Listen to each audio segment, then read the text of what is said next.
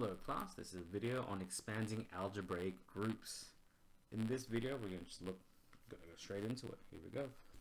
When it comes to a group, this is a group here with a number right next to it. What this really means is there's a 3 times this group. And all we do is we multiply out 3 times the first term. So I'm going to do that now. So 3 times y is 3y, and we do 3 times 7, which is, well, there's a plus there, so plus 21. Okay, I'm going to go fairly slowly for the first 3 and start picking up the pace. You can pause the video at any time. 5 times 2 is 10. W times W becomes W squared. 5W times 3Z, or 5W times negative 3Z becomes negative 15. 5 times 3, WZ.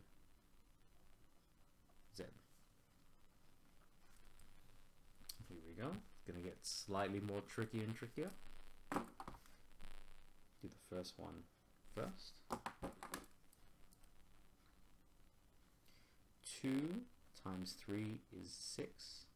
A squared times a to the power of 4. If you remember your index laws, all this means is that those numbers combine to become 6. So 2 plus 4 becomes 6. But remember, this is a times a to the power of 4.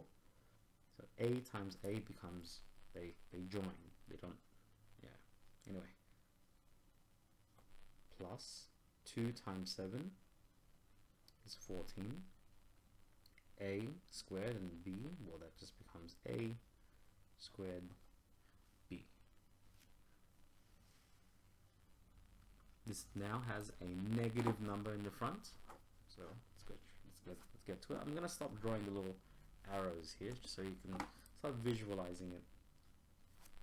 Negative 4 times 5, well, 4 times 5 is 20 with the negative. There's an a there. 4 times 3 is 12, but a negative and a positive multiplied give me a negative. When you have just the symbol in front of this group, you can think of this as having a 1 in front, like so. So negative 1 times 4m, well, 1 times 4m is 4m, but it's a negative, so put a negative.